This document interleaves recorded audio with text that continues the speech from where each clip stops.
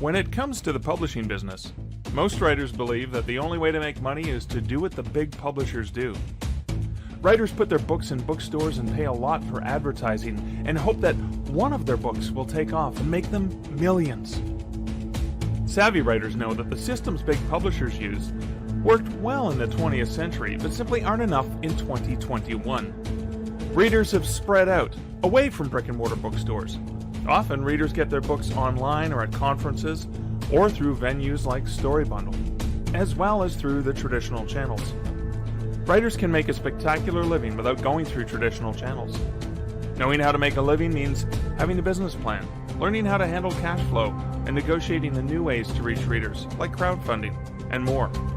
And that's what you're going to find out with these amazing authors from the WRITE STUFF StoryBundle.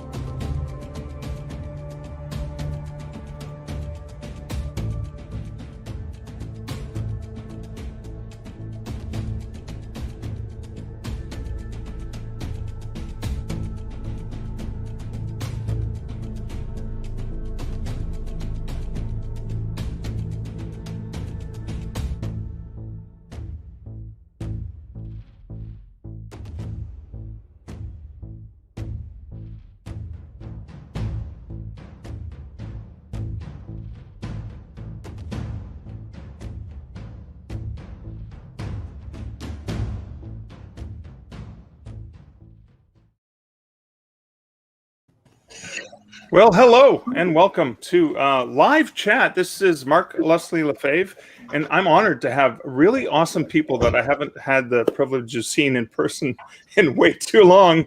Guys, welcome to this live chat about our great The WRITE STUFF Story Bundle. Good to be here. Thanks, Mark. I am thrilled. It is awesome to see you guys again. I'm going to let the live audience know that if you have any questions, feel free to pop them in the comments and we'll be able to address them. But I'm going to start off with Michael Lucas, who is over to my, I guess, right, that side of me, whatever side that is, stage left, stage right. Michael, can you talk a little bit about the book that you have in the bundle and what's one most popular tip, one or two tips from the book that would be useful for people to know about? Well, my book is called Cash Flow for Creators. And I wrote it because of two things I keep seeing. One, you see a writer that hits it big, they bring in $500,000, and 6 months later they're broke.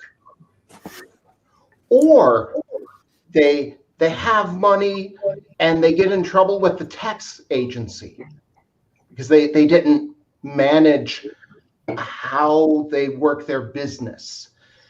And business is easier than writing.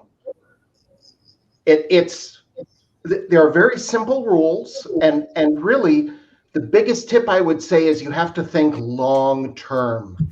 Money comes in irregularly, but you have to send it out at a very steady pace. You might make $1 million this year and $50 next year. So I want to be in business writing for the rest of my life. And this book tells you how to ride through all those ups and downs. Cool. Well, thank you. I am going to advise that the rest of us on the panel, when someone else is chatting, just to maybe mute your mic. Sometimes there will be an echo, or sometimes when I need to clear my throat, that kind of thing. But thank you for that heads up, Michael. And to beside you, I've got Lauren Coleman in the top, my right corner. Could be your left, depending on mirror view, etc. Lauren, what do you have for us today? What's the wisdom? What's the book? Crowdfunding Your Fiction. I wrote it because I came to a writing retreat that Dean was hosting, and I was looking for some more tips and strategies for crowdfunding, specifically Kickstarter or others. And I had done very well on there as a game publisher, but I was trying to translate over to my fiction publishing. So I asked an entire room full of writers, who's done this? I think I got 4 hands out of like 50 writers. And I realized that I was not going to get a lot of insight that weekend on crowdfunding because not enough writers knew about this. Crowdfunding is a market. It's a quick, very short market. It's a short period market, but it can make a lot of money. in a short period of time. On the gaming side, I did my best one. I hit it big and did 2.6 million in 30 days.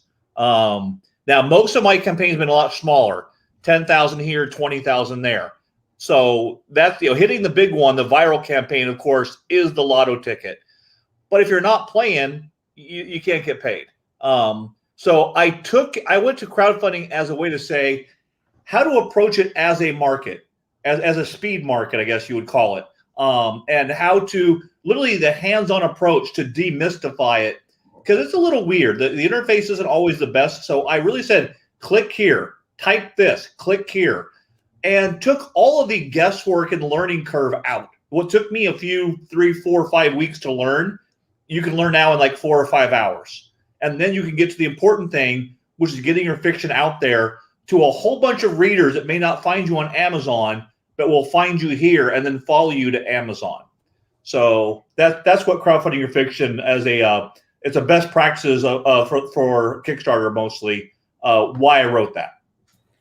It's funny when you say, I've made as little as $10,000, and I'm going, the average author. I mean, the average income from the average author is probably in the $14,000 to $18,000 realm. So it's like, one campaign only made $10,000, which is where Michael's book comes in. If you're bringing in that kind of cash, you need to be able to manage it properly. Oh yes.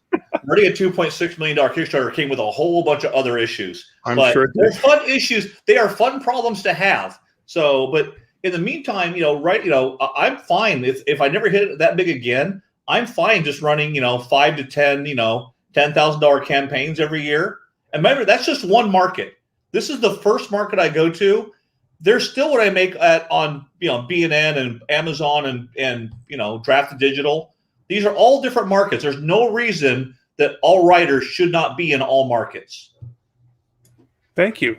And so I'm doing this, looks like a reading page to me. So Johanna, you are up next to share some of your business savvy wisdom from what book do you have for us today? So I wrote the Write a Conference Proposal book for 2 reasons.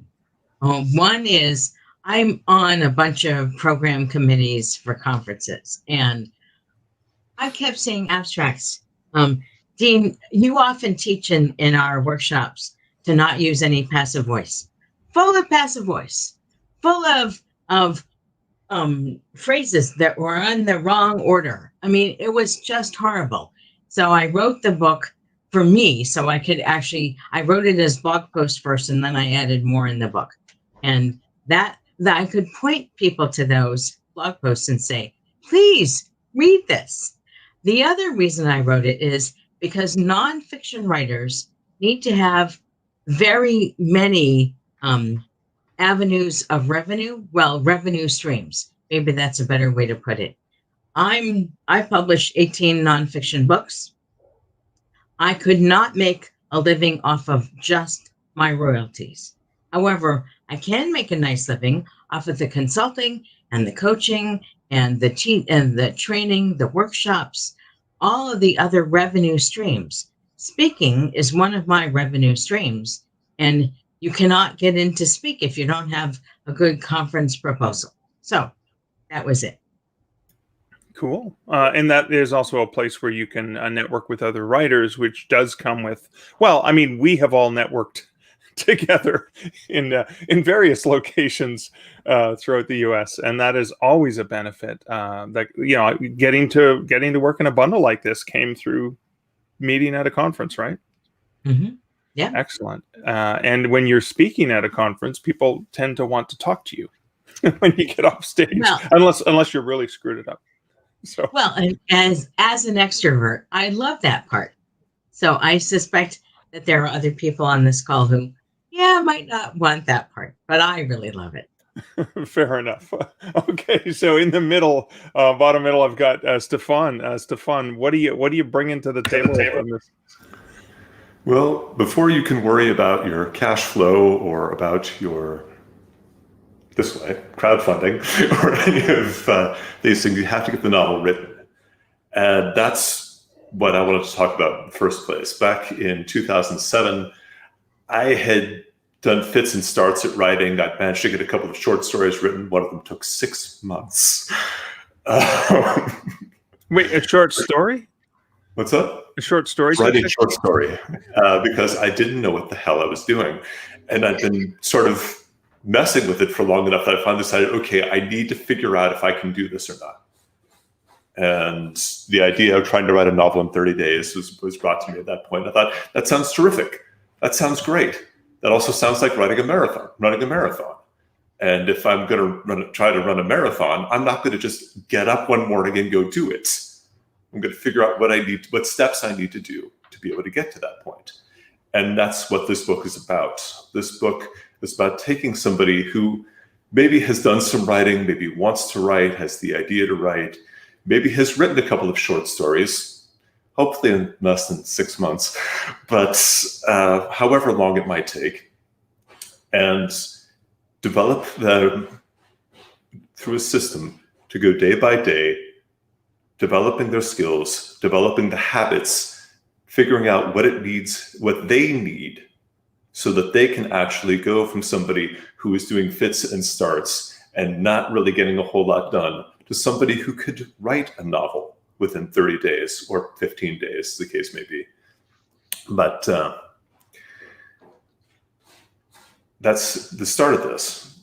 Most of the book is just about the training program to get you to the point where you can write that novel.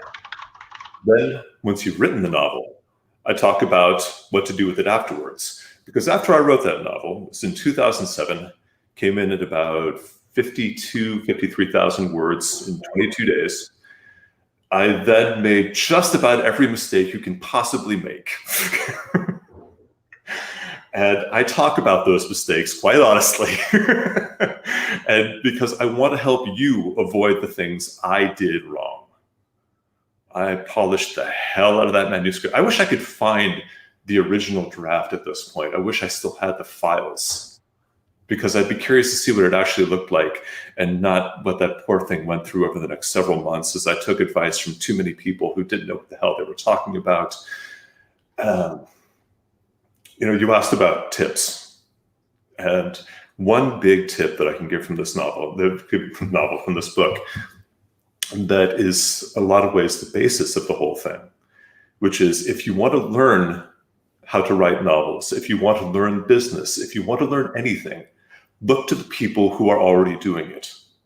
Don't look to your friends. Don't look to the teachers who have never actually written novels themselves, but they will happily tell you what's wrong with everything that's ever been written. Don't look to the friends of yours who haven't actually written any more than you have, even if they say they've been writing for 5 or 6 years. They don't have any credits they can point to. Look around, because the people to learn from are out there. There are many people who have been doing this for a long, long time, and they want to give back, and they want to tell you, and they will. And you can learn more from them in 2 hours than you can learn from most of these other sources in 10 years. Excellent. Well, thank you. And speaking of a veteran who has decades of experience ahead of the rest of us, over on the right-hand side, we've got Dean. Dean, can you tell us a little bit about what's going on with your... the end of the deck, or should it go from... I'm getting feedback somewhere. Towards the stairs of the deck? Yeah, I am It's getting supposed to feedback. mount. Michael, mute this way. your mic, Michael. I got him. I got him. It's okay, Michael. So that was not Dean's It voice. sounded interesting. Yeah, we were just listening in, right? So, Dean, what do you got for us? Oh, actually, 2 things Okay. in this.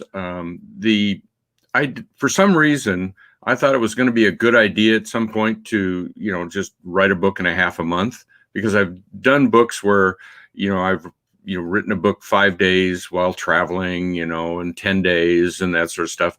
And I thought, well, let's just make it a little more reasonable, half a month.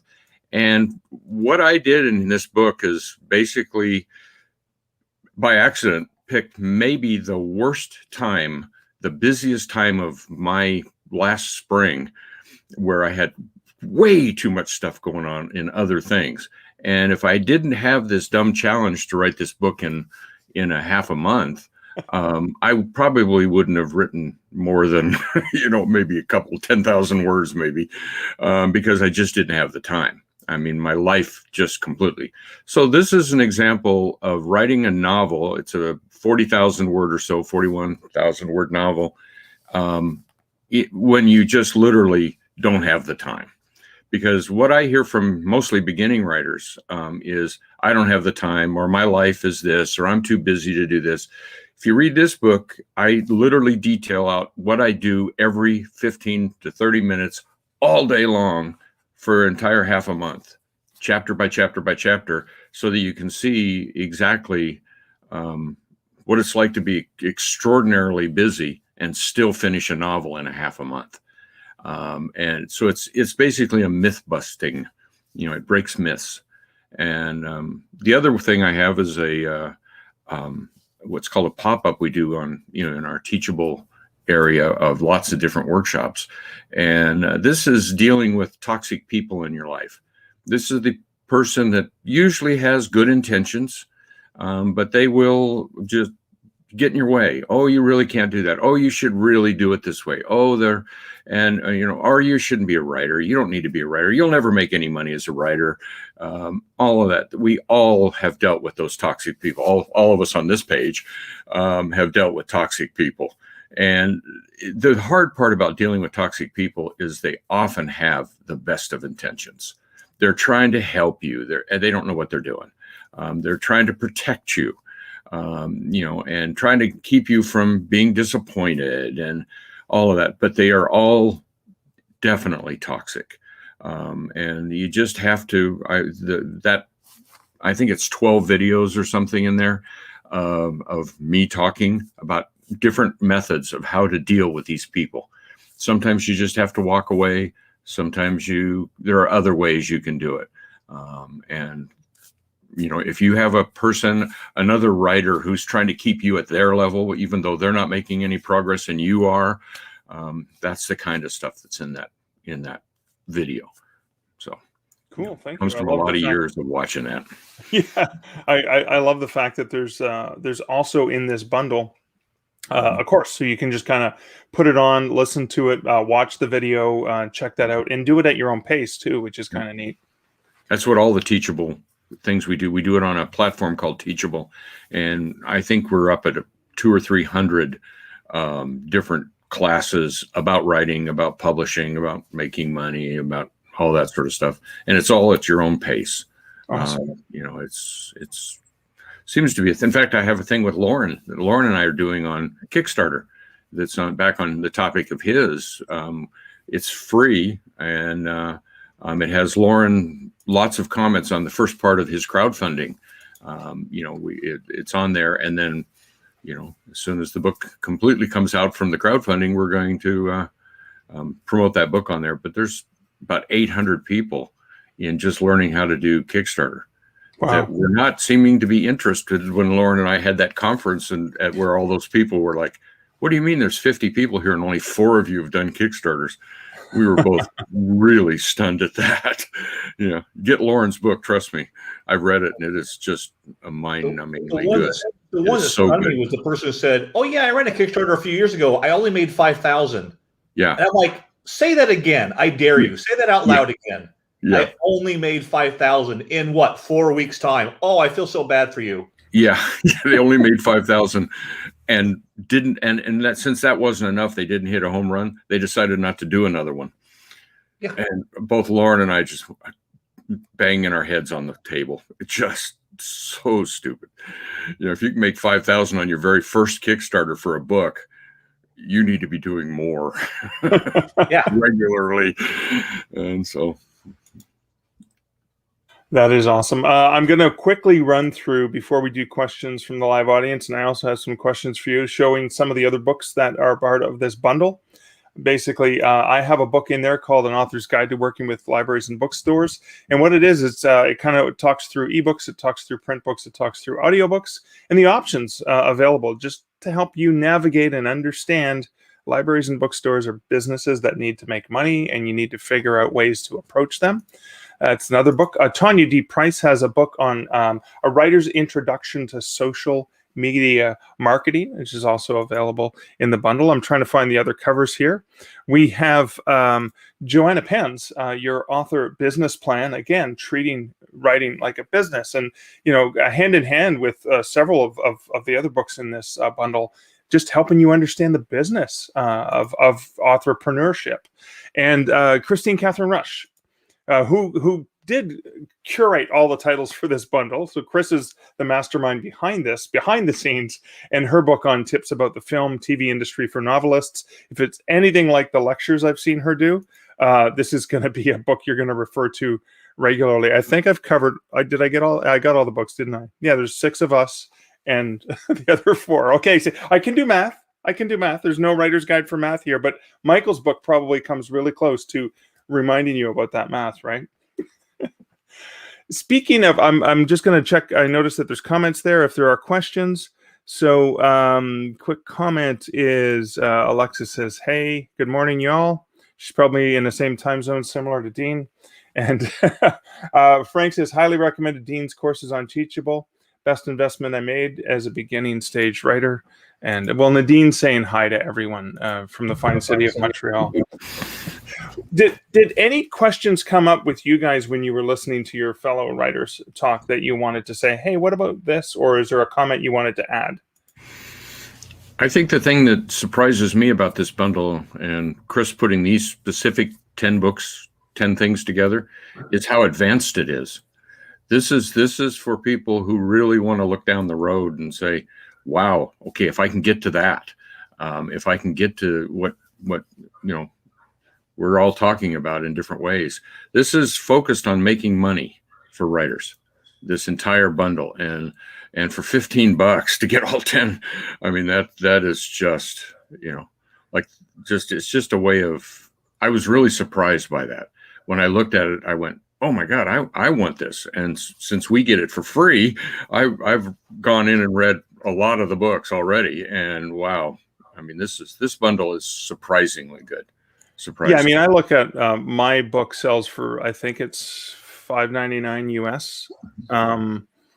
And for $5, you can get 4 much better books from that are part of the bundle. But again, yeah, for $15, for almost twice of what one of our books, you're going to get 9 books and this advanced course in dealing with toxic people. The course is a $150 course.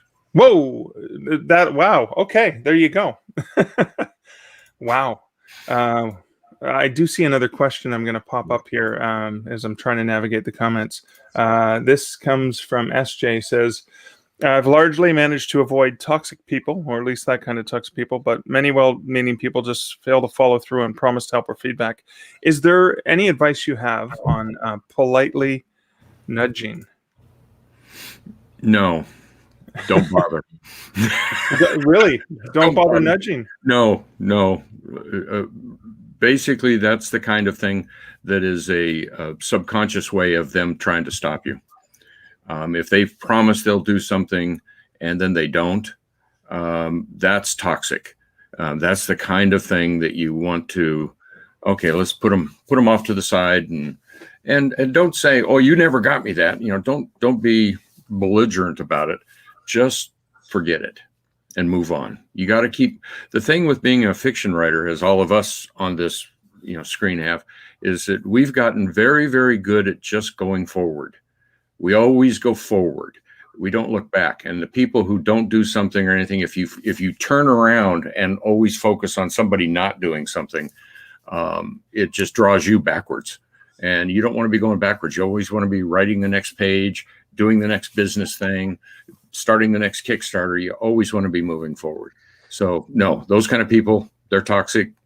Just let them fade into the background. Yeah, I think teams also use the word toxic a bit different. They're not necessarily they don't mean you harm or mean badly. They're just not pushing you forward.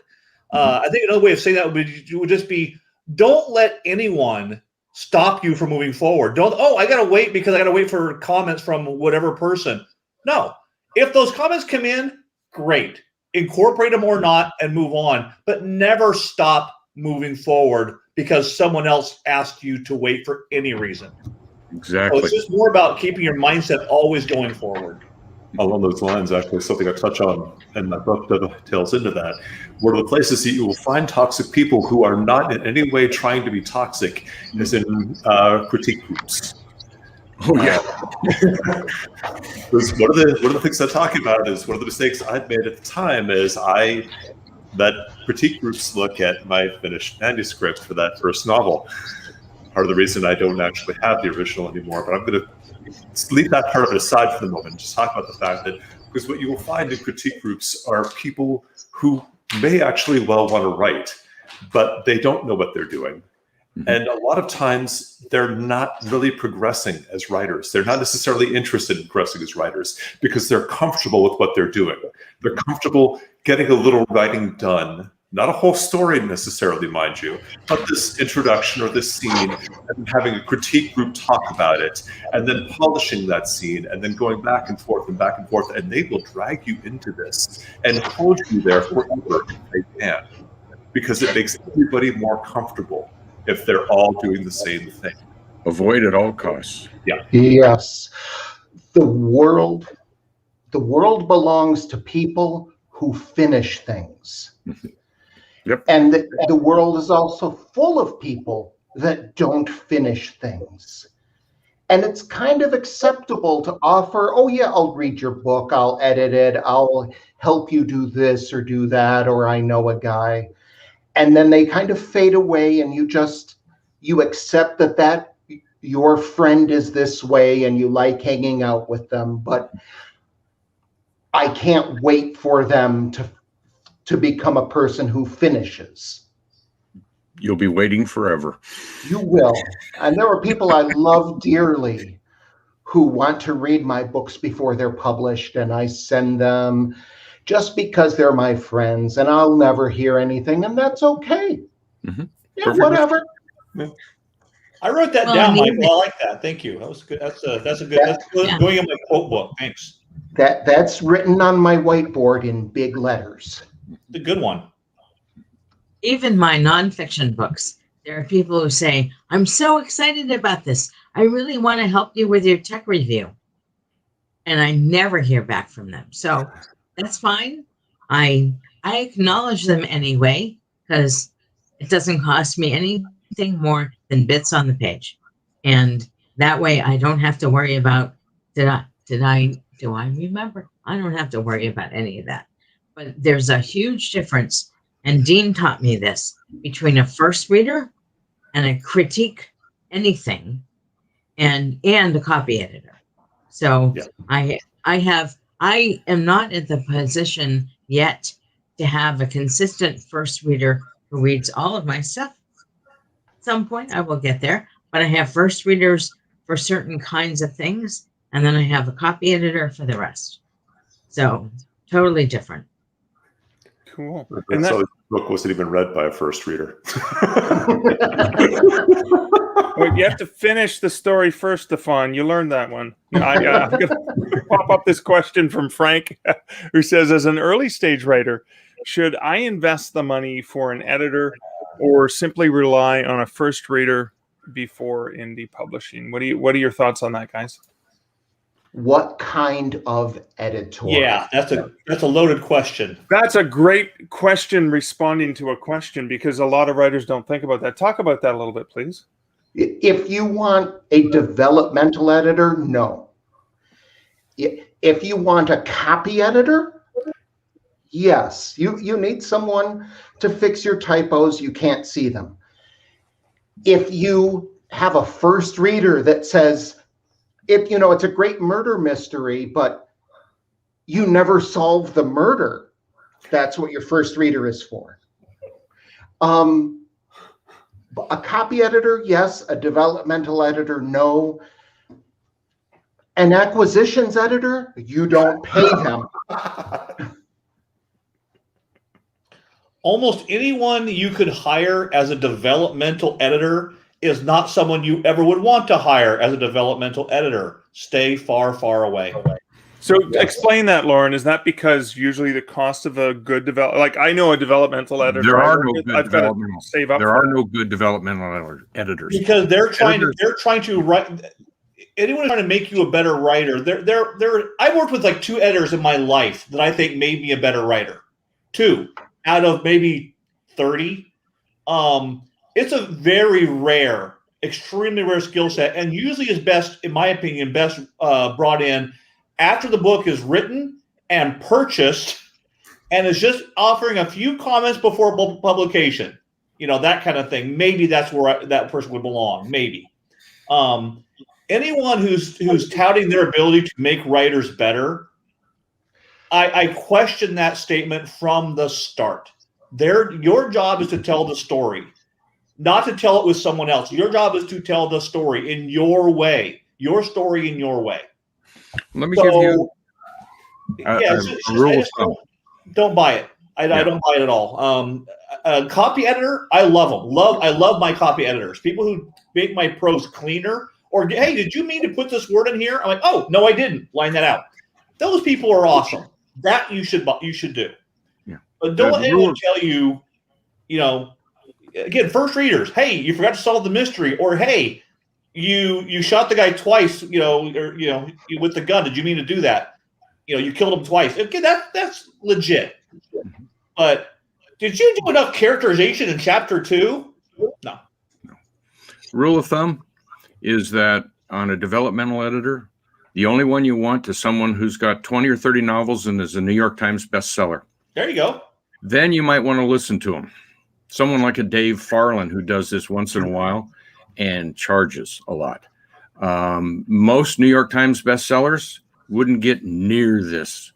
They don't need enough money to make it worth their time to deal with a writer. So there are no developmental editors out there that are worth anything. Basically, the people who hang a shingle out, if you see the sign developmental editor, just make a little equal sign and put scam, because they know nothing unless they are a New York Times bestseller and have published far more books than most of us. Or like someone like Dave Farland, who discovered Brandon Sanderson and Stephanie Meyer and stuff like that, right? Yeah, they took his class. Yeah, exactly. I mean, I've had about 4,000 people take classes on Teachable now, and I wouldn't claim any of their success. Right. No matter how successful anybody gets out of there, all I am is just, I think of a teacher like what Chris and I do on Teachable is we're just road signs. We're just like, you might want to go that way. That's all we are. And we don't claim anybody else's success. Dave claims some of his students' success. Dave and I have talked about that over the years, and Chris and I don't do that. We're just like signposts along the road saying, that's maybe a better way to go that way. But developmental editors, copy editors are golden, but developmental editors, they're scams. Unless they're a New York Times bestseller like Dave Farland. And I think he's the only one I know that does this. Okay. I'm going to just pop up a comment from Len, who we all know. The only developmental editing conversations I'll have is when we're sitting around brainstorming ideas before the book is written. She kind of agrees with you, I think, Dean. Yeah, I think so. Hi, Lynn. And Nadine asked a question related to editing, and she's asking, what are the best steps for a person to write in her second language? I have 2 copy editors rather than a development editor and a copy editor. So the idea is that a book that's being written in another language, have you guys had experience that we can talk about? I actually, because in my day job, I run Catalyst Game Labs, and we publish a bunch of novels, and then we publish them all in German, French, Russian. So we relocalize a lot of our books in other languages. What you need is a really good translator and then a second copy editor, and that's it. You don't need to redevelop anything. If your translator is good, they know how to translate your characterization and setting everything properly into the new language. Then you just have a copy editor hit it one more time to clean it up, and you're done. So we do this a lot. Yeah, because you're not redeveloping it in another language. Because in French it happens this way as opposed to in English. Exactly. Although in French it is sometimes backwards. I speak partially speak French, and we have to do it a little bit. That's what a good translator is worth so much money. We found one, and we kept him employed for nearly 20 years. nothing like a good translator. That's the only way it works. But usually we license it to like a foreign publisher and have them worry about finding the good translators or or copy editors. But you don't need to redevelop your work for a different language. Your work should stand on its own. Awesome. So as we get close to wrapping up, I wanted you guys to take a time, just answer a quick question, which I love to ask writers is, what's one thing that you wish you'd known about the business of writing and publishing when you first started? Only learn from people who are doing the thing that you want to do in the way that you want to do it. I don't want to be Tim Powers, even though I love his work. I want to be I want to be Rex Stout.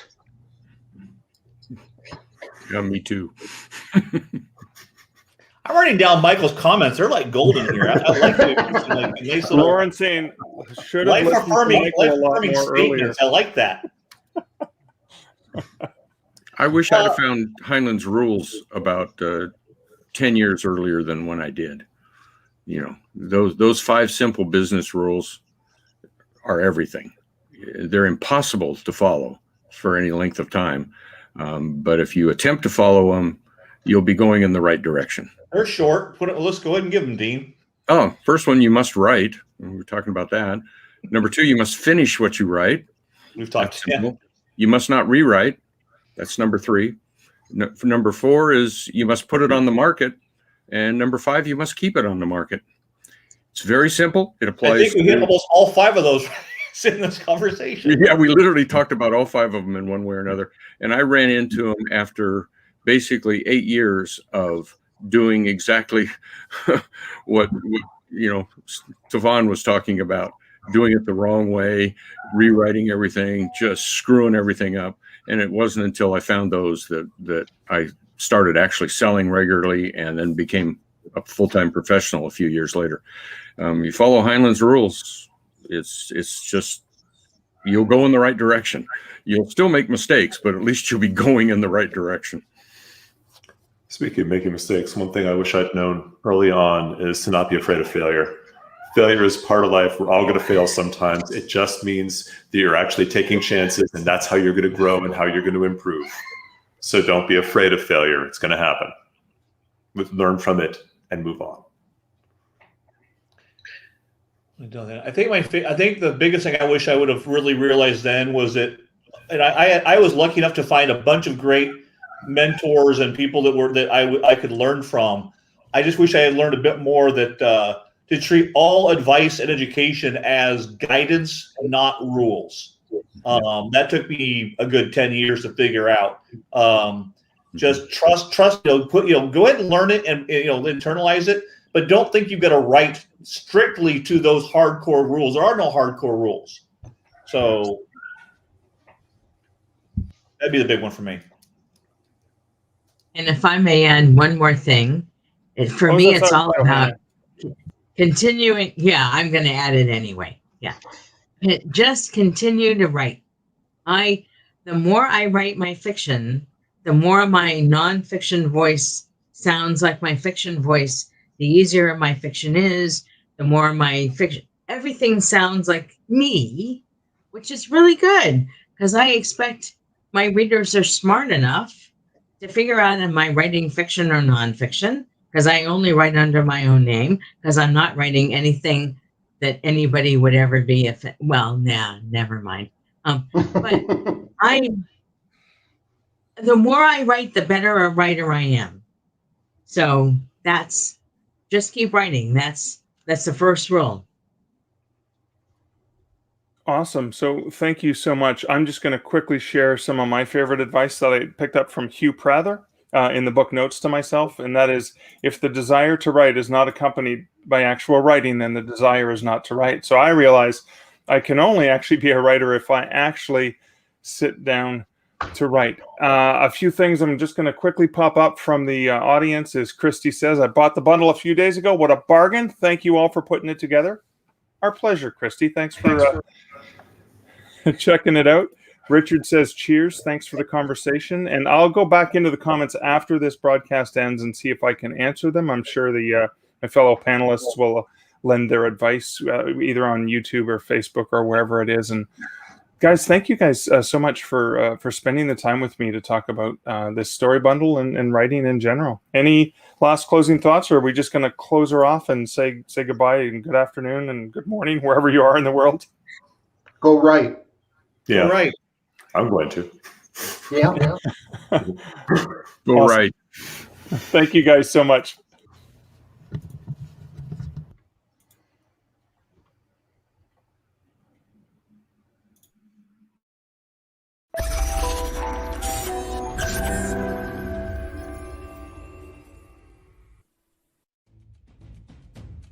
When it comes to the publishing business, most writers believe that the only way to make money is to do what the big publishers do. Writers put their books in bookstores and pay a lot for advertising and hope that one of their books will take off and make them millions. Savvy writers know that the systems big publishers use worked well in the 20th century, but simply aren't enough in 2021. Readers have spread out, away from brick-and-mortar bookstores. Often, readers get their books online or at conferences, or through venues like StoryBundle, as well as through the traditional channels. Writers can make a spectacular living without going through traditional channels. Knowing how to make a living means having a business plan, learning how to handle cash flow, and negotiating the new ways to reach readers, like crowdfunding, and more. And that's what you're going to find out with these amazing authors from the WRITE STUFF StoryBundle.